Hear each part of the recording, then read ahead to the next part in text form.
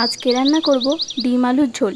ডিম আলুর ঝোল রান্না করার জন্য প্রথমে নিয়ে নিচ্ছি সেদ্ধ করে রাখা ডিম, আর এখানে নিয়ে নিচ্ছি শুকনো লঙ্কা, আর এইদিকে নিয়ে নিচ্ছি কেটে রাখা আলু, টমেটো কুচি, আর এদিকে পেঁয়াজ কুচি, লবণ, লঙ্কা গুঁড়ো, হলুদ গুঁড়ো, গোটা জিরে, আর এদিকে নিয়েছি ভাজা মশলা। কড়াই গরম হয়ে এসেছে, এবার দিয়ে দেবো আমি সর্ষের তেল। সর্ষের তেলটাকে ভালো করে গরম করে নেব। দিয়ে দেবো কেটে রাখা আলুগুলো।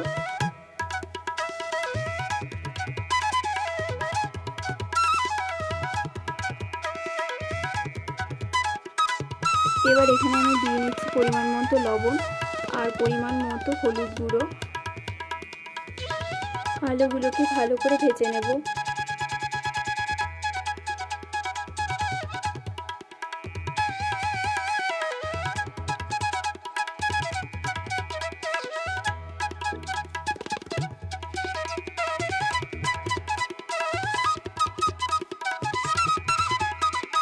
আলুগুলো ভাজা হয়ে গেছে, এবার আমি আলুগুলোকে নামিয়ে নিচ্ছি।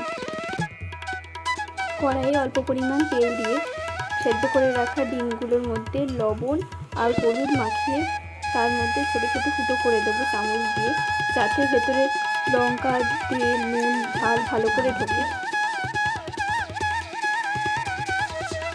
কড়াইয়ে এবার এক এক করে ডিমগুলোকে ভেজে নেব। হালকা ভাজবো, বেশি ভাজবো না।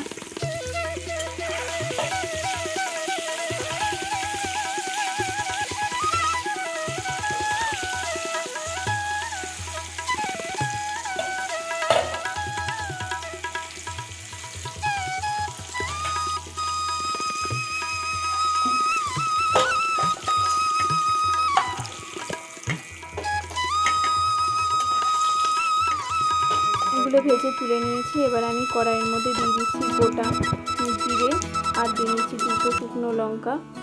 গোটা শুকনো লঙ্কা দিয়ে নিয়ে ভালো করে ভেজে নিচ্ছি। তারপর দিয়ে দেবো পেঁয়াজ কুচো,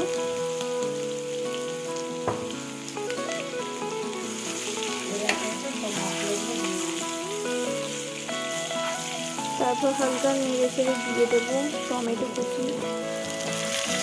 যাতে তরকারিটা খেতে টেস্ট হয় জন্য টমেটো কুচিটা আমি দিয়েছি। এখানে আমি দিয়ে নিচ্ছি আদা রসুনের পেস্ট। এখানে লঙ্কা পেস্টও আছে।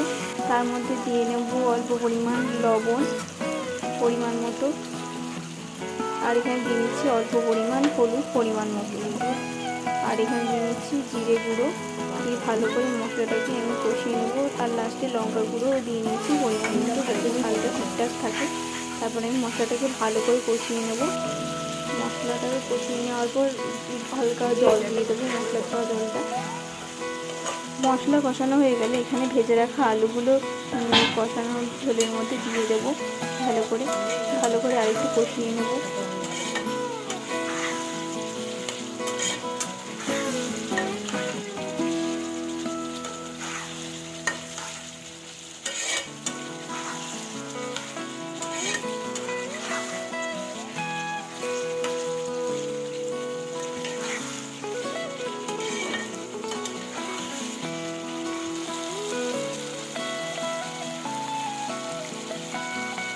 এখানে আমাদের মশলাটা ভালো করে আলুর সাথে কষে গেছে। এবার আমি জল দিয়ে দেবো পরিমাণ মতো।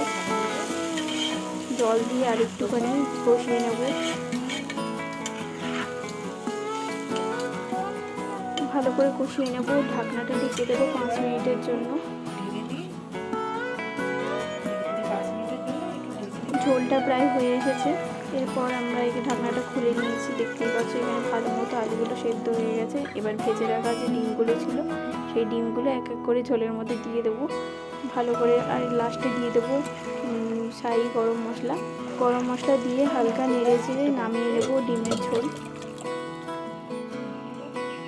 আমাদের ডিমের ঝোল রেডি হয়ে গেছে।